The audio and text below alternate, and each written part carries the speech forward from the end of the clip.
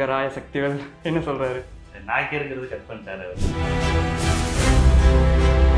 நீங்க தக் லைஃப்ன்றதை யாரை மெயின் பண்றாங்கன்னு நினைக்கிறீங்க? யாருக்கு இந்த படத்தை போய் 3.5 மணி நேரம் உட்காந்து பார்த்துட்டு வர நமக்கு தான் தக் லைஃப். அது என்ன கதை? இவன் எதுக்கு கேங்ஸ்டராக இருக்கான்? இவனும் கொலகாரன் தான் படத்துல. ஆமா, கமலஹாசன் கேங்ஸ்டராக இருந்தா ஹீரோ, இன்னொருத்தையும் பண்ணா கெட்டவனா? இந்த 1.5 வருஷம் 2 வருஷத்துல நல்ல படம் சீரியஸா நீங்க கூட சொல்லலாம். நான் யோசிச்சு பாக்குறேன், அப்படி ஒரு படம் என்ன ரப்பர் பந்துக்கு அப்புறம் நான் வந்து டூரிஸ்ட் ஃபேமிலி தான் நல்ல படம் பார்த்தேன். எல்லாம் ஃபெயிலியர் இருக்கு. ஏன்னா எங்க டெல்லி இப்படி இருக்கு? டெல்லி முகலாயர்கள் ஆட்சிடா, அண்ணன் தம்பி வெட்டி கொடு. சராசரி மக்கள் மத்தியில இன்னைக்கு வரையும் பாடத்திட்டத்துல ஆரியர்கள் வந்தாங்களாம், முகலாயர்கள் படையெடுத்தாங்களாம். மணிரத்னத்தினுடைய ஒரு படைப்பாளியா அவருடைய ரோல் என்னன்னு கேட்டீங்கன்னா ஒன்று இருக்காது. பொன்னியின் செல்வனே எப்படி இருந்தது? என்னமோ எடுத்து வச்சிருந்தானுங்க ஏதோ கணக்குக்கு. ஹலோ சார், வணக்கம். நல்லா இருக்கீங்களா? நல்லா. எப்படி இருக்கு சார்? படம் பார்த்துருப்பீங்க தக் லைஃப். ரங்கராய சக்திவேல் என்ன சொல்றாரு? நாய்க்கருங்கிறது கட் பண்ணிட்டாரு அவர். அந்த ஆனா முதல்ல ராமனா நாய்க்கர் ராம ரங்கராய நாய்க்கராக்கும் நான் காயல் பண்ண காரணம் இப்படிதான் தொடங்கினாங்க. அந்த நாய்க்கருங்கிறத கட் பண்ணிட்டாங்க அந்த படத்துல. அது இங்க விமர்சனமாயிருக்கும். அதனால டீசர்ல வந்துச்சு, படத்துல காணும். படத்துல இப்ப டைலாக்கே இல்லாத மாதிரி காமிச்சுக்கிட்டாங்க. ஏதோ ஒரு ஜாதி மறுப்பு திருமணம் பண்ணி வைக்கிறாருன்னு எதுவுமே கதையில ஒட்டல. அந்த படத்தை நீங்க நல்லா கவனிச்சு பாருங்க. அது என்ன கதை? இவன் எதுக்கு கேங்ஸ்டராக இருக்கான்? இவனும் கொலகாரன் தான் படத்துல. ஆமா, இவனும் நல்லவன் கிடையாது. இவன் எதுக்காக இருக்கிறான்? முதல்ல ஒரு கேங்ஸ்டர் கதைன்னா எப்படி திரும்ப காப்பாங்க தமிழ் சினிமால? அதுக்கு ஒரு காரணம் காப்பாங்க. ஆமா, சின்ன வயசுல பாதிக்கப்பட்டான். நாயகன் படத்துலன்னா அவங்க அப்பா வந்து ஒரு தொழிற்சங்க போராளியா இருப்பாரு. ஆமா, போலீஸ்காரன் சுட்டிருப்பான். அவன் ஏதோ ஓடி கடல் வழியா வந்து மும்பைக்கு வந்து அங்க ஒரு முஸ்லீம் பெரியவர் எடுத்து வளர்த்தாருன்னு காப்பாங்க. அங்க இருக்கிற பகுதி மக்களை பாதுகாக்கணுன்ற மாதிரி ஏதோ ஒண்ணு. யாரா அங்க யோக்கியம், நான் செஞ்சு தாராவி தமிழ் மக்களை காப்பாத்துறேன். அந்த மார்வாடி அடகு கடை சேட்டெல்லாம் வந்து வீடை காலி பண்ணும்போது அந்த மக்களுக்கு வீடு இது பண்ணுவாங்க. அப்போ அந்த பாட்டு அந்தி மலை மேகம் அந்த பாட்டெல்லாம் வரும். ஸோ அதில் ஒரு கதாநாயகன் கடத்தல் பண்ணுறான், கொள்ளையடிக்கிறான் அப்படின்னா அதுக்கு ஏதோ ஒரு நியாயத்தை கற்பிக்க முயற்சி பண்ணுவாங்க தமிழ் சினிமாவில். இந்த படத்துல அவன் கேங்ஸ்டராக இருக்கான். அவனோட அடையாளமே கேங்ஸ்டர் தான். கொலை பண்ணுறது, அறுக்கிறது, தலையை அறுக்கிறது, இது பண்ணுறது, மிரட்டுறது தான். என்ன அந்த படத்தில் என்ன சொல்ல வராங்க? இவனுக்கு போட்டி கேங்ஸ்டர். நான் சொல்கிறேன், நீ கொலைகாரன், அவனை வில்லன்னு சொல்ற கேங்ஸ்டர். நீயே யாரு கேங்ஸ்டர் தானே? ஆமா, கமலஹாசன் கேங்ஸ்டரா இருந்தா ஹீரோ, இன்னொருத்தையும் பண்ணா கெட்டவனா? அப்புறம் கேங்ஸ்டருக்குள்ள சண்டை, ஈகோ. நாசர் பெத்த கூட பிறந்த அண்ணனா வளர்த்த அண்ணனானே தெரியாது. கடைசி வரையும் தான் அண்ணன் மாணிக்கம் அண்ணன் அப்படிங்கிற மாதிரியே இது பண்றாங்க. எந்த சீனுமே ஒட்டலை பாருங்க. கடைசியில் அவன் அண்ணனை கொல்லும் போது அவன் ஒரு சீன் சொல்றான், எப்படா கூட பிறந்தவனை கொலை செய்ய மனசு வருது, அதை எனக்கு சொல்லித்தாடாங்கிறான். ஆக்சுவலி இது நல்ல வசனம். துரோகம் செய்த அண்ணனை கொலை செய்யும் போது பேசுறான். ஆனா அந்த சீன்ல எவனுக்காவது ஒரு சென்டிமெண்ட் வருதா? கனெக்ட் ஆகல. படத்தை இப்ப நாசர் அடுத்து சிம்புவை கொலை பண்றதுக்கு ஒரு 1/2 மணி நேரம் ஆகுமா அப்படிங்கிற மாதிரி ஆயிடுறான் ஆடியன்ஸ். செகண்ட் ஹாஃப்ல எல்லாரையும் கொலை பண்ண போறான்னு தெரிஞ்சிருச்சு, பழி வாங்க போறான், அவ்வளவுதான். அப்ப என்ன இந்த 2025-26 வந்து நீங்க இப்படி என்ன கதை யோசிக்கிறீங்க? உங்கள்கிட்ட ஒண்ணுமே இல்லை, அதுதான் உண்மை. நீங்க தக் லைஃப்ன்றதை யாரை மெயின் பண்றாங்கன்னு நினைக்கிறீங்க? யாருக்கு இந்த படத்தை போய் 3.5 மணி நேரம் உட்காந்து பார்த்துட்டு வர நமக்கு தான் தக் லைஃப். நாங்களாம் யாரு தெரியுமா? அந்த படத்தையே உட்காந்து பார்த்தோம்டா. இந்த படத்துல தனியா ஒருத்தன் போயிருந்தானா உண்மையிலே அவனுக்கு பாடே கொடுக்கலாம். படம் போட்டவன் கேன்சல் பண்ணிட்டு இருக்கான் தெரியுமா? ரிவ்யூ பார்த்துட்டு அரண்டு போய் என்னடா அவ்வளவு அருவியா அப்படின்னு. இத எல்லாரும் என்ன சொல்றாங்க, கமல் மணிரத்னத்துக்குலாம் ஃபீல்ட் அவுட் ஆயிட்டாங்க. அவங்க வந்து இந்த இந்த கரண்ட் கான்செப்ட்ல இருந்து விளையிட்டாங்க. எனக்கு அங்கதான் டவுட்டு. இப்ப நிறைய சின்ன படங்கள், லப்பர் பந்து, டூரிஸ்ட் ஃபேமிலியான படங்கள்லாம் நல்ல வெற்றியா நல்ல வருமானத்தையும் ஈட்டக்கூடியது, நல்ல கதையாகவும் வந்துட்டு இருக்கு. ஆனா அதே சமயத்துல சங்கர் பார்த்தீங்கன்னா இந்தியன் 2 பக்கா ஃபிளாப். இப்போ மணிரத்னுடைய இந்த மூவி கேம் சேஞ்சர் தெலுங்கு படம், அதுவும் பக்கா ஃபிளாப். ஸோ பெரிய பெரிய இயக்குனர்கள் இவங்களாம் மாஸ் இயக்குனர்கள் அப்படின்னு சொல்லப்பட்ட இவங்களாம் இப்ப திடீர்னு ரொம்ப ரொம்ப ஃபிளாப்பான படத்தை கொடுத்துட்டு இருக்கிறாங்க. சின்ன சின்ன இயக்குனர்கள், லப்பர் பந்து மாதிரியான கதைகள் எடுக்கக்கூடிய இயக்குனர்கள்லாம் சின்ன படங்கள்லாம் ஈஸியாக விட்டு. இதுக்கெல்லாம் என்ன காரணம் நினைக்கிறீங்க? இல்லை, இந்த இடத்துல நம்ம கவனிக்கணும், இவர்கள்லாம் உருவாக்கப்பட்ட புக்மங்கள். மணிரத்னம், கமலஹாசன், சங்கர்லாம். லப்பர் பந்து இயக்குனருடைய பேர் கூட பல பேருக்கு தெரியாது. ஆமாம், லப்பர் இப்போ இந்த 1.5 வருஷத்துல நல்ல படம் கேட்டால் எவனை இருந்தாலும் லப்பர் பந்து தான் சொல்கிறான். கடைசியாக நான் நல்ல படம் வந்து லப்பர் பந்து நல்லா பண்ணிதான்ப்பா. ஆமாம், அதுக்கப்புறம் இந்த டூரிஸ்ட் ஃபேமிலி ஒரு படம் நல்லா இருக்குப்பா. போன வருஷம் ஆல்பம் வந்து இந்த வருஷம் டூரிஸ்ட் ஃபேமிலி. இந்த 1.5 வருஷம் 2 வருஷத்துல நல்ல படம் சீரியஸா நீங்க கூட சொல்லலாம். நான் யோசிச்சு பாக்குறேன். அப்படி ஒரு படம் என்ன ரப்பர் பந்துக்கு அப்புறம் நான் வந்து டூரிஸ்ட் ஃபேமிலி தான் நல்ல படம் பார்த்தேன். எல்லாம் ஃபெயிலியர். இந்த சூர்யா எடுத்தானே ரெட்ரோன், ஆமா, கங்குவா, நான் உண்மையில அதெல்லாம் எதிர்பார்த்தேன். ஏன்னா சூர்யா ஒரு நல்ல நடிகர், வித்தியாசமா யோசிப்பாரு மத்தவங்க. போதா என்ன பிரம்மாண்டங்கிற பேர்ல போட்டு கொலை செஞ்சு வச்சிருக்காருங்க. இந்த விஜய்க்கு கோட்டு இது எல்லாமே உட்கார முடியல. எல்லா படமும் அஜித்துக்கு குட் பேட் அக்லி, அது ஏதோ மாசப் மாதிரி பண்ணி வச்சிருக்காங்க ரசிகர்கள்லாம் சேர்ந்து. அப்ப கதை ஸ்கிரிப்ட் எதுவுமே புதுசாவே இல்லை. அப்போ கதையுள்ள படம் என்னடா பார்த்தேன்னு கேட்டா லப்பர் பந்து. அது வந்து 2 வருஷத்துக்கு ஆகுது. ஆமா, இப்ப டூரிஸ்ட் ஃபேமிலி அப்படின்னா அப்ப நீங்க நல்லா கவனிச்சு பாருங்க, சினிமாவே உங்களுக்கு அவுட் ஆயிடுச்சு. ஏன் லப்பர் பந்து ஹிட் ஆகுது? அது அரக்கோணம்னு ஒரு கதை எடுத்தோம். நம்ம வாழ்ற அரக்கோணம், நம்ம கிரவுண்ட்ல நம்ம விளையாண்ட கிரிக்கெட். அப்புறம் என்னதான் இருந்தாலும் சமூகத்துக்குள்ளேயும் வெளியேயும், வீட்டிற்குள்ளேயும் வெளியேயும், ஸ்கூலுக்கு உள்ளேயும் வெளியேயும் ஜாதி இருக்கு, பொருளாதார ஏற்றத்தாழ்வு இருக்கு, ஆமா, மொழி பிரச்சனை இருக்கு, ஆமா, வடக்கு தெற்கு பிரச்சனை இருக்கு. இத பேசுது, இந்த மாதிரி விஷயங்கள் வருது. Okay okay. அவன் சொல்றான், ஒரு வன்னியர் சமூகமும் ஒரு பறையர் சமூகத்துக்கும் நடக்கிற ஒரு பிரச்சனை காமிக்கும் போது உங்க 2 பேரையுமே விதிக்கிற இன்னொருத்த இருக்காண்டான்னு அந்த படத்துல சொல்றான். அப்ப வந்து அந்த வன்னியர் சமூக தோழன் திருந்துறான். டேய், நம்ம இவனை இது பண்றோம்னா நம்மளை இதே மாதிரி ஒருத்தன் ஒதுக்கும் போது அது வழி தெரியுது, நம்ம எல்லாம் ஒண்ணுடா அப்படின்னு உணர்ந்து அந்த படத்தை முடிக்கிறான். அப்ப எல்லாருமே சரி நம்புறான். அந்த அரக்கோணம் வேலூர்ல கரெக்ட், இப்படிதான் சண்டை போட்டு இருக்காங்க. அந்த யதார்த்தத்தை காமிக்கிறான். அவங்க அம்மா கிறிஸ்டினா மதம் மாதிரி இருக்கும், அந்த அம்மா கடவுள் நம்பிக்கையில எல்லாரும் சொல்ல எல்லாரும் ஏசப்பா வந்தா சரியாயிருந்தான். அதை மக்கள் சிரிக்கிறான். அவன் பையனை கிண்டல் அடிக்கிறான், அம்மா இருமா நீ வேற எதுக்கு எடுத்தாலும் சர்ச்சுக்கு போற. இதெல்லாம் எளிமையா கிராமங்களில் நடக்கிற உரையாடல், தெரு சண்டை, படிச்ச பசங்க, அங்க வரக்கூடிய லவ் கான்செப்ட், இது எல்லாத்தையும் அழகா காமிக்கிறது படம் வெற்றி பெறுது. ஆனா இந்த மணிரத்னமா எடுத்துக்கிட்டோம், சங்கராவும் எடுத்துக்கிட்டோம், அவங்களோட கதைகள்லாம் பாத்தீங்கன்னா ஏதோ ஒரு இன்ஃபர்மேஷன் சொல்ல வராங்க. அதுல சில ஆமா அப்படின்ற மக்களுக்கு ஏதோ பெரிய மெசேஜ் சொல்றாங்க. அப்படின்னு ஒரு குடும்பத்தை வந்து அந்நியன்ல அந்த கொலை செய்யறதை எப்படி ஒரு நியாயமாப்படுத்திருப்பாங்களோ, சோ அந்த மாதிரியான விஷயங்கள்லாம் அதெல்லாம் புராண இதிகாசங்களுக்கு எடுத்து கருட புராணம், கும்பி பாம், ஆமா கும்பி பம்பாம், அது விவேக் கூட கிண்டல் பண்ணுவான், கும்பி பாவம் கும்பி பாகம். நீங்க இதுல நீங்க கவனிச்சு பாருங்க. இப்ப மணிரத்னத்தை எடுத்துக்கோங்க. இந்த படம் இயக்குனர் மணிரத்னம், ஓகே, கமலுக்கு அப்புறம் வரும். இவர் எடுத்த எந்த படமுமே இந்த மண் சார்ந்து மக்கள் சார்ந்து கிடையாது. அவர் எடுத்த படங்கள் எனக்கு தெரிஞ்சு பகல் நிலவு கொஞ்சம் ஒரு வித்தியாசமா இருக்கும்.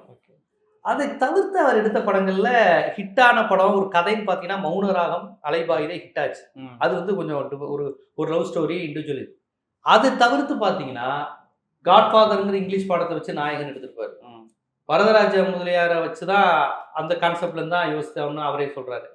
தளபதி கர்ணன் கதை, மகாபாரத கதையில இருந்து எடுத்தது. இது ரோஜா சத்யவான் சாவித்ரி கதை. இது சிவசேனா ப்ராடக்ட் மும்பை. அந்த முஸ்லீம் இதுல பாத்தீங்கன்னா அவங்க எல்லாம் சிவசேனாட்ட போட்டு காமிச்சு அந்த படத்தை எடுத்தாங்க மும்பை, புரியுதுங்க. அப்புறமேட்டு உயிரே வடகிழக்கு மாகாண போராட்டத்தை இவங்க அப்படியே இந்திய ராணுவத்தின் முகப்படி நான் காமிக்கிறோம் அப்படின்னு வழக்கம் போல. படம் முழுக்க முஸ்லீம் வெறுப்பு, ஒடுக்கப்பட்ட தேசிய இனங்கள் போராடுவதற்கு எதிரான கதையாடல். இதுதான் மணிரத்னம். மணிரத்னம் இந்த தமிழர்களுக்கான மக்களுக்கான பிரச்சனையை எடுத்ததில்லை. கணத்தின் முத்தமுட்டெல்லாம் பாத்தீங்கன்னா ஒரு ஈழ போராளி குழுவை இவங்க எப்படி சித்தரிச்சிருப்பாங்க. இவங்க ஏதோ ஒரு பெரிய மெசேஜ் சொல்ற வர மாதிரி இருக்கும். நீங்க அதான் கேட்டீங்க, மணிரத்னம் படம்னா ஒரு மெசேஜ் இருக்கும், ஒரு டச் இருக்கும், அப்படி இப்படி. அது எதுவுமே இந்த எளிய மக்களுக்கான அரசியலா இருக்காது, அதிகார வர்க்கத்தை நியாயப்படுத்துகிறதா இருக்கும். ரோஜா எடுங்க, அவர் தொழுதுகிட்டு இருப்பாரு, அப்போ வந்து தேசிய கொடியை ஒருத்த எரிப்பான், ஒரு முஸ்லீம், ஒரு இந்து போய் காப்பாற்றுவோம். இதை பார்க்குற ஒரு ரசிகனுக்கு என்ன மனசு சைக்காலஜி வரும், நம்ம தேசிய கொடியை ஒரு முஸ்லீம் எதிர்க்கிறான்டா, அப்படி தொழுதுட்டு ஒருத்த எரிக்கிறான்.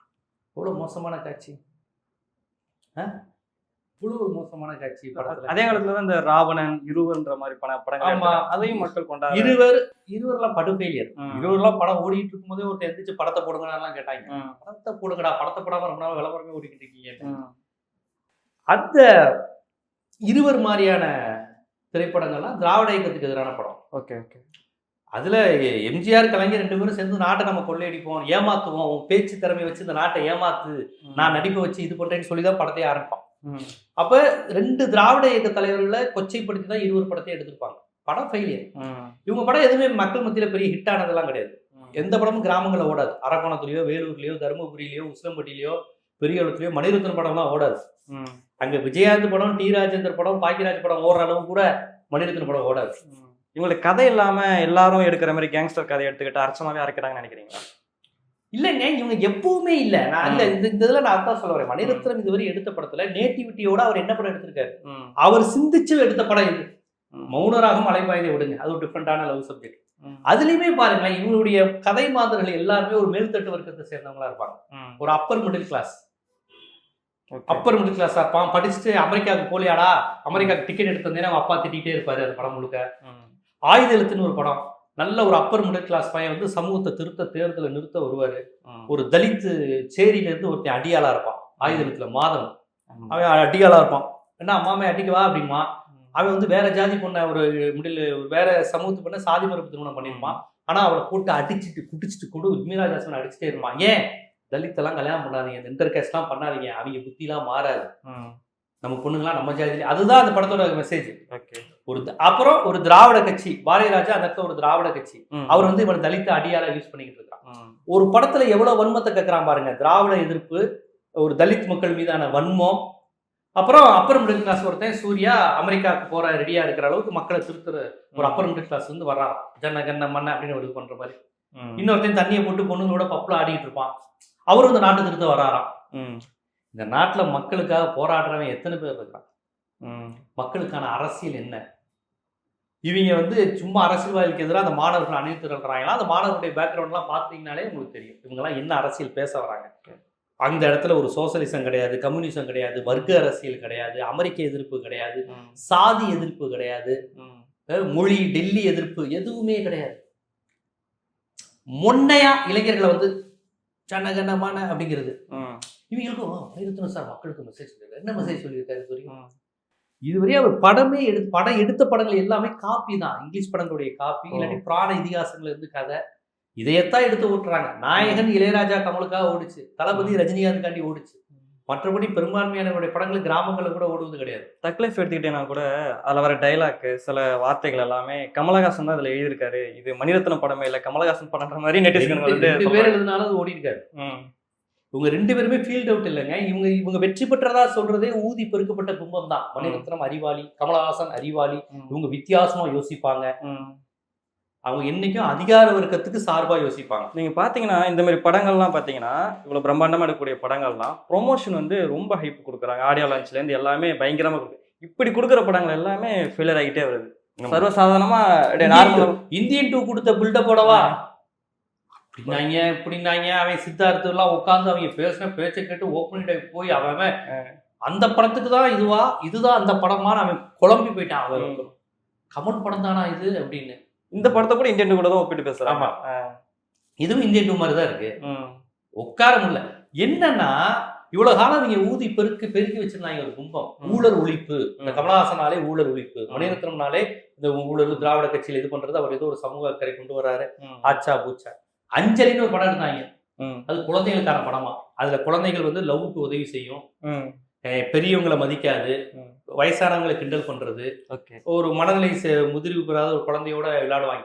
குழந்தைகளை அவங்க எப்படி காண்பிக்கிறாங்க பாருங்க திரைப்படங்கள்ல. அவங்களால ஒரு சேரி குழந்தைய கற்பனை பண்ண முடியாது மணிரத்னத்தால். உண்மையிலே குழந்தைங்க சேரியில போய் பாருங்க எப்படி இருக்குன்னு. ட்ரெஸ் இல்லாம பக்கத்து வீட்டுல உட்காந்துருக்கோம், பக்கத்து வீட்டுல ஒண்ணுக்கு இருந்து விட்டுருக்கோம். அந்த அக்கா கழுவுவாங்க அதை. இவங்களுக்கு குழந்தைங்கன்னா என்ன, வாழ்க்கைன்னா என்னன்னு தெரியாது. மணிரத்னம் இந்த வகையறாக்கலாம். அவங்க இந்த அஞ்சலி படத்துல வர மாதிரி மொட்டை மாடின்னு லவ் 10-12 வயசு குழந்தைக்கு லவ் பத்தி பேசுறது. இந்த ஒரு படத்துல இதயத்தை திருடாவே இதுலேயே ஒன்றும் கல்லூரி பட்டமளிப்பு உள்ளால தம் அடிச்சுட்டு இருப்பாங்க பசங்க. டைட்டில் போடுவாங்க, இளைஞர்கள் எதிர்காலத்தில் தான் கையில் தான் எதிர்காலம் போய் தம்ம நாகார்ஜுனா அப்படி மாற்றுவான். இதையெல்லாம் காமிச்சுதான் மணிரத்னம் பெண்கள் ஆபாசமா காமிக்கிறது. அக்னி நட்சத்திரத்துல நிரோஷாவை அவ்வளவு மோசமா காமிச்சிருப்பாங்க. அதுல 2 பொண்டாட்டிக்கு பிள்ளையா. இவங்க எடுக்கிற கதையெல்லாம் பாருங்களேன், எல்லாம் ஆணாதிக்க நுகர்வு கலாச்சார முதலாளித்துவத்தை நியாயப்படுத்துகிற கதைகள். நான் அடிப்படைவாதி அந்த இது பண்பாட்டு சீரழிவுங்கிறது இல்லை. இவங்களுக்கு அந்த பெரிய ஒரு பெண்களை புரட்சியா காமிக்கிறது எண்ணமும் கிடையாது. கடைசியில தாலி தான் புண்ணியன் வந்து முடிச்சிருவான். அப்படி ஒரு தாலி மறுப்பு. பாரதிராஜா மாதிரி தாலி அடுத்த திரைப்படம் ஒரு படம் காமிங்க மணிரத்னம் கமலஹாசனா, தாலி தான் முக்கியம். இதுல கூட பாருங்க, அபிராமி வந்து திரிஷா வரானோன்னு தாலி எடுத்து போட்டுருவான். நான் தாங்க ஒரிஜினல், அவ கூட சும்மா தான் படுப்பாரு, எனக்கு நான் தான் லைசன்ஸ் வாங்கி படுத்துருவேன். எவ்வளவு ஐயக்கத்தனமான வசனம். ஸோ நீங்க இந்த படங்கள்லாம் பார்க்குறீங்கன்னா இப்ப சங்கருடைய மணிரத்னம் சாப்டர்லாம் முடிவுன்னு எடுத்துக்கலாமா? ஏன்னா இளைஞர்கள் வந்து இந்த இல்ல முடியுதுன்னா அது காரணம் இப்ப இளைஞர்கள் நிறைய பேர் வர அதாங்க இவங்க மட்டுமே இருந்து கோல வச்சிடும். சுஜாதா, பிசி ஸ்ரீராம், அதாவது மணிரத்னுடைய வெற்றிக்கு நல்லா கவனிச்சு பாருங்க. கும்பங்களை உருவாக்கிடுவாங்க. ஏஆர் ரகுமான், இளையராஜா, பிசி ஸ்ரீராம், சந்தோஷ் சிவன் எல்லா சக்சஸ்ஃபுல் ஆர்ட்டையும் விட்டுருவாங்க. இப்ப இந்த படத்துலயும் பாருங்க, கேமரா நல்லா இருக்கு அப்படின்னா நம்ம மறுக்க மாட்டோம். நல்லா தான் கேமரா நல்லா தான் இருக்கு. அந்த காஷ்மீர் அந்த இது பனி ஃப்ரேம் ஸ்கிரீன் பிளே அதெல்லாம் இதுல ஜெயிச்சிருவாங்க அவங்க. மணிரத்னத்தினுடைய ஒரு படைப்பாளியா அவருடைய ரோல் என்னன்னு கேட்டீங்கன்னா ஒண்ணு இருக்காது. Okay okay. பொன்னியின் செல்வனே எப்படி இருந்தது? என்னமோ எடுத்து வச்சிருந்தானுங்க ஏதோ கணக்குக்கு. இருக்கிற எல்லா நடிகரையும் காமிச்சிடுறாங்க. அது மக்களுக்கு ஒன்னே ஒரு இதா இருக்கும். எல்லா ஹீரோ நடிகர் வரும்போது ஒரு இது வருது. அப்படித்தான் ஓட்டிடுறாங்க. இப்ப கமலஹாசன், இப்ப மணிரத்னம் கமலஹாசன் பாருங்க, இவருடைய இந்தியன் திரைப்படமா இருக்கட்டும், இவங்களுடைய தேசபக்தி ஆனா உன்னா விஸ்வரூபத்துல முஸ்லீம் அப்பட்டமான முஸ்லீம் இருக்கு இந்த படத்துலயும் வரும். ஏன்னா எங்க டெல்லி இப்படி இருக்கு, டெல்லி முகலாயர்கள் ஆச்சுடா, தம்பி வெட்டிக்குள். சராசரி மக்கள் மத்தியில இன்னைக்கு வரையும் பாடத்திட்டத்துல ஆரியர்கள் வந்தாங்களாம், முகலாயர்கள் படையெடுத்தாங்களாம். பாடத்திட்டம் மோடி மட்டும் இல்ல, மோடிக்கு முன்னாடி இருந்தே அப்படிதான் பாடத்திட்டம். இன்னைக்கு பாஜக ஆட்சியில முஸ்லீம் வெறுப்பு கக்கப்படுது. அவுரங்கசீப் கல்லறைய நோண்டிக்கிட்டு இருக்கான். 400 வருஷத்துக்கு முன்னாடி செத்து பொணமாயி பூச்சி அரிச்ச எலும்பு கூட நோண்டி உன்னை நான் விட மாட்டேன் அப்படிங்கிறான். அவ்வளவு வெறுப்பு அரசியல் பேசி கொண்டு இருக்கிற நிலையில் கமலஹாசன் பேசுற வசனம் என்ன? முகலாயர்கள் ஆட்சியில் பள்ளிக்கு பள்ளி. ஏன் அதுக்கு முன்னாடி மன்னர்கள் இல்லையா? மன்னருங்கிறவனே மக்களுக்கு எதிரானவன் தானே. மன்னர் ஆட்சிங்கிறது என்னங்க? இவன் அந்த புறத்துல 5-6 பெண்களோட இருந்துட்டு மது அருந்திட்டு பசங்களை சண்டை போடக்கூடிய எல்லா மன்னரும் அப்படித்தானே இருந்தான். ஏன் நம்ம மதுரையில வீரபாண்டி சுந்தரபாண்டி சண்டை போட்டு தானே ஒருத்தர் நாயக்கர் மன்னரை கூட்டி வந்தான், ஒருத்தர் முகலாய மன்னரை கூட்டிட்டு வந்தான். அண்ணன் தம்பி சொத்து சண்டைங்க. சொத்துரிமைங்கிறது முஸ்லீம் இந்து எல்லாருக்கும் இருக்கே வெறி, அதிகாரத்தை பங்கு போடணுங்கிற வெறி. அதே முகலாயர்களுக்கு மட்டும் கமலஹாசன் சொல்றாரு. இந்த படத்துல கூட அவங்க வன்மம் பாருங்க. இந்த படத்துல இதெல்லாம் சாதாரண டயலாக் கிடையாதுங்க. ஏன் டெல்லி ஏன் இப்படி இருக்குன்னா பேச வேண்டியதானே? டெல்லி எவ்வளவு ஆட்சியை கவிழ்த்து இருக்கு பேச வேண்டியதானே? உன் டெல்லி எவ்வளவு பெரிய சூத செய்யுதுன்னு சொல்ல வேண்டியதானே? அப்ப கூட உங்களுக்கு அந்த ஆரிய சனாதன இந்துத்துவ மனநிலை தான் கமலஹாசனுக்குலாம். ஸோ இப்போ வர யங்ஸ்டர்ஸ் எல்லாம் வந்து மணிரத்னம் கதைனா இப்படிதான் இருக்கும், சங்கர் கதைனா அது உடையுது, புரிய ஆரம்பிச்சிருச்சு. அன்னியன் படத்துல அம்பி தான் ஹீரோ. ஆனா அம்பி என்ன சொல்லுவாரு? டேய் நான் தயிர் சாதம் சாப்பிட வேண்டாம், என்ன அடிக்காதீங்கிற. இந்த மாதிரி டயலாக் நீ ஒரு மாட்டுக்கறி திங்கிற பறையருக்கு வைக்க முடியுமா? நான் மாட்டுக்கறி திங்கிற பறையர்னா மாட்டுக்கறிலாம் திங்கிறான் அர்றாவன. அதான உனக்கும் தயிர் சாதம் சாப்பிட்றவன ஒருத்தனை அடிக்க கூடாதுன்னு சொல்லலாம். தயிர் சாதம் சாப்பிட்ற என்ன அடிக்காதீங்கோ, இதுக்கு என்னங்க அர்த்தம்? புரியல, இதுக்கு என்ன அர்த்தம்? பதில் சொல்லுங்க பார்ப்போம். உங்களை உங்களுக்கு மாட்டுக்கறி சாப்பிட்ற பழக்கம் இருக்கு, எனக்கு இல்லைன்னா உங்களை அடிக்க வரும்போது அடிக்க விட்டுட்டு என்ன அடிக்கும் போது நான் தயிர் சாதம் சாப்பிட்றவன் என்ன அடிக்காதீங்க அப்படின்னு சொன்னா என்னங்க அர்த்தம்? அப்படி ஒரு டயலாக் வச்சிருக்கிறாங்க. அதுவும் விவேக், சங்கர் படத்துல விவேக் சுஜாதன் அவன் குடுமி கடைசியை கட் பண்ணிடுவாப்ல. ஆஹா இந்த அம்பின்னு ஒரு நல்லவன் இருந்தான், அவனை கொண்டுட்டீங்களாடா அப்படின்னு. அப்ப என்ன அர்த்தம்? அவன் குடுமி வைக்காத மத்தவெல்லாம் வன்னியரு நாடாரு பறையரு கோணாரு அவன் எல்லாம் யோக்கியமா இருக்க மாட்டான். அவன் எல்லாம் ஊழல் பண்ணுவான், அவன் எல்லாம் நாட்டை நாசப்படுத்துவான். ஆனா குடுமி வச்சுட்டு இப்படி நாம வச்சுட்டு வந்தா நாட்டுக்கு அம்பி நல்லது செய்வார், ஊழல் செய்ய மாட்டாங்க. இதைத்தான் கமலஹாசன் சங்கர் மணிரத்னம்லாம் நாசுக்கா இறக்குறது. வெளிப்படையா தெரியாது, நீங்க டீகோட் பண்ணி பாத்தீங்கன்னா தெரியும். சங்கர்லாம் இந்த வேலையை தான் பண்ணியிருக்காரு. ஜென்டில்மேன் படம் இடஒதுக்கீடுக்கு எதிராக எப்ப நரசிம்மராவ் வந்து பிரைவேட் செக்டாரை கொண்டு வரும்போது இடஒதுக்கீடுக்கு எதிராகவும் பிரைவேட் செக்டாருக்கு ஆதரவாகவும் அந்த படத்தை எடுக்கிறாரு. அந்த படம் 94 வருது, 92 குளோபலைசேஷன் கொண்டு வராங்க நரசிம்மராவ். அப்ப இடதுசாரிகள் மற்றவங்களாம் எதிர்க்கிறாங்க, பிரைவேட் செக்டார் சந்தை பொருளாதாரத்தை திறந்து விடாதீங்க. அதை ஆதரித்து வந்த படம் தான் ஜென்டில்மேன். ஆனா படத்தை கேளுங்க, நம்ம போய் சிக்கு புக்கு ரயிலே அப்படின்னு கௌதமி பாட்டை தான் நீ பாடிக்கிட்டு இருப்பாங்க. அவன் அடிச்சு ஆப் போயிட்டே இருக்கான். என்ன சொல்றான்? எஸ்சி எல்லாம் படிக்கிறதுனாலதான் நாடு மோசமாகுது, எஸ்சி வன்னியரு நாடாரெல்லாம் படிக்கிறாங்க, இந்த பிசி ரிசர்வேஷன்லாம் கொடுத்து நாட்டை கெடுத்துட்டீங்க, ஐயோ பாவம் பிராமின்ஸ் அப்படின்னு. அப்படி ஒரு பக்கம் படத்தை எடுத்துட்டு பிரைவேட் செக்டாருக்கு திறந்து விட்டான். அப்ப கவர்மெண்ட் செக்டார் மோசம், பிரைவேட் செக்டாரு நல்லது. எப்படி கொண்டு வர 94 இப்படி படத்தை எடுத்தார் சங்கர். இந்தியன் டூலே இந்த கிளீன் பண்றவங்கள குப்பையெல்லாம் அங்கங்க போட்டுட்டு போவாங்க, ஒழுங்கா நடந்துக்க மாட்டாங்க. ஆமா, கவர்மெண்ட் கொடுத்தீங்கன்னா உருப்படாது, எல்லாத்தையும் பிரைவேட் செக்டார் கொடுத்துரு. அதே நெட்டிசன் எல்லாம் சோசியல் மீடியால வச்சு செஞ்சுட்டாங்க. ஆமா, அதனால அந்த 90 இவங்க வந்து இந்த 90-80கள் இந்த சங்கர் மணிரத்னம் கமலோட காலகட்டத்துல இவங்களுடைய ஊழல் ஒழிப்பு, ஊழல் ஒழிப்புங்கிறது திராவிட இயக்க எதிர்ப்பு தான். மணிரத்னம் சங்கர் பேசுற ஊழல் ஒழிப்புங்கிறது ஊழல் ஒழிப்புலாம் கிடையாது, திராவிட இயக்க எதிர்ப்பு தான். ஸோ நீங்கள் பார்த்தீங்கன்னா அந்த காலத்து இளைஞர்களை தாண்டி இப்போ வரக்கூடிய இளைஞர்கள்லாம் ரொம்ப பொலிட்டிஷனாக இருக்கான்னு பார்த்துக்கலாமா? இந்த மாதிரி படங்களில் அப்போ ஆதரிச்ச போதும் இப்ப எதிர்க்கும் போதும் அது காரணம் இப்ப நான் பிராமின்ஸ் நிறைய பேர் வந்துட்டான். இல்லாதவன் Okay. இயலாதவன் எவனுக்கெல்லாம் படிப்பு வராது அவன் எல்லாம் இப்ப வந்து ஓரளவு சிந்திக்க ஆரம்பிச்சோடனே இவங்க இன்னும் பழைய பஞ்சாங்கத்தையும் இந்த சுஜாதாலாம் முதல்வன்ல வசனம் வச்சிருப்பாரு. நீ ராஜாஜி மாதிரி மக்கள் ஆதரவு அதிகம் வரும். ராஜாஜிக்கு என்னைக்கு மக்கள் ஆதரவு இருந்தது? காமராஜருக்கு இருந்தது, எம்ஜிஆருக்கு இருந்தது, கலைஞருக்கு இருந்தது, அண்ணாக்கு இருந்தது, ஜெயலலிதாக்கு இருந்தது. ராஜாஜிக்கு எப்போ மக்கள் செல்வாக்கு இருந்தது? ஆனா அப்படி ஒரு வசனத்தை கூச்சப்படாம போய் பேசுவாங்க இந்த சங்கருக்கு. அதோட தொடர்ச்சிதான் இன்னைக்கு தக் லைஃப் வந்து மக்கள் எடுக்கல. இல்ல இவங்களுக்கு இதுவரை கிரியேட்டிவிட்டியே இருந்தது இல்லைங்க. பொய்ய சொல்லி சொல்லி வாழ்ந்துருக்காங்க. அதான் சொல்றேன், ராஜாஜிக்கு மக்கள் செல்வாக்கு இருக்குன்னு முதல்வன் படத்துல ஒரு டயலாக் எழுதி இருக்கிறாங்க. திட்டமிட்டு முத்தமிழ் அறிஞரேன்னு ஜென்டில்மேன்ல ஒரு பிளெக்ஸ் வச்சு அது மூலம் கார் ஏத்தும். ஆட்சி ஜெயலலிதா ஆட்சி. ஆனா அப்ப கூட கலைஞரை தாக்கி தான் அந்த படம் வந்திருக்கும் ஜென்டில்மேன். நீ போய் பாருங்க எவ்வளவு வக்கிர மன்மத்தை இங்க தமிழர்கள் மீது, நம்ம உழைக்கும் மக்கள் மீது இந்த சங்கரும் மணிரத்னம் கமலஹாசன்லாம் இது வரைக்கும் பண்ணியிருக்காங்க தொடர்ச்சியா. எல்லா படமுமே எந்த படம் எடுத்தாலும் என்னால் 1 மணி நேரம் பேச முடியும். முதல்வன் படத்துல கடைசியில் குண்டு வைப்பான் ரகுவரன். ஆமா. அப்ப வந்து ஒரு ஐயர் கோயில் பூசாரி சொல்லுவாரு, அண்ணா ஒருத்தர் குண்டு வைக்கிறாங்கண்ணா, சமூக விரோதிங்க, நாட்டை காப்பாத்துங்கண்ணா அப்படிங்குவார். ஒரு பூசாரி பூனல் போட்டவர் வந்து நாட்டை காப்பாத்துவார். அதே சமயம் ஒரு பொண்ணு ஃபோன் பண்ணும், சார் இந்த ஸ்டெல்லா மேரிஸ்க்கு எதிர்த்தாப்புல இருக்க குப்பத்துல அந்த குப்பத்து பசங்க சார் பொண்ணுங்களை கிண்டல் பண்றாங்க சார், குப்பத்து பக்கம் பொண்ணுங்க போகல சார். உடனே சொல்லி யார் வந்து நான் வந்து அடிக்கிறேன், அந்த பசங்க போட்டு அடிக்கிறேன். அப்போ அதை பார்க்குற காமன் சைக், ஒரு நான் தலித் சைக் என்ன ஆகும்? தலித் சரியான பொறுக்கி போல இதுதான் இவங்க பக்கம் போகக்கூடாது. ஓகே, ஏற்கனவே ஒரு இந்து உளவியல் ஒவ்வொருத்தருக்கு இருக்கு. ஒரு பிசியா இருக்கட்டும், எல்லாருக்கும் என்ன இருக்கு, ஒரு எஸ்சினா அசிங்கமா இருப்பாங்க, அவங்களாம் மோசமானவங்க. அதை நியாயப்படுத்துற மாதிரி குப்பத்து பசங்க அப்புறம் நான் கேட்குறேன், ஆம்பளை பொம்பளை கிண்டல் பண்றான், இதையே நீ ஒரு குறிப்பிட்ட ஜாதிக்கு சேர்க்கிற? நல்லது செய்யறவெல்லாம் பிராமின், கெட்டது செய்யறதெல்லாம் பறையர். ஜென்டில்மேன்ல சார்லி ஒரு குப்பத்தாள் மாதிரி காமிப்பாங்க அந்நியன் படத்துல, அப்படி எச்சு தூக்கிட்டு போவான்.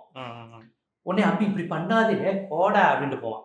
ஸோ ஒரு புனல் போட்ட பிராமின் இந்த நாட்டை காப்பாற்ற கஷ்டப்படுறாரு. ஆனால் அந்த எஸ்சி சார்லி எச்சு தூக்குறான். அது விரும்பாண்டியே யாரோ ஒரு தேவர் சமூகத்தை சேர்ந்தவன் சமையல் கான்ட்ராக்ட், ஒரு பிசி, ஒரு இடைநிலை ஜாதி மாதிரி முத்து கருப்பேன் மீசியை வச்சு.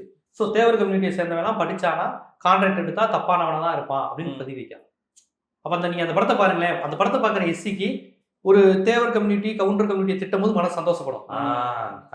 அதே சமயம் ஒரு எஸ்சியை கேவலப்படுத்தும் போது மற்ற பிசிலாம் சந்தோஷப்படுறாங்க. அப்போ இவங்க 2 பேருக்கும் நல்லவங்க யாரு? பிராமின்ஸ்.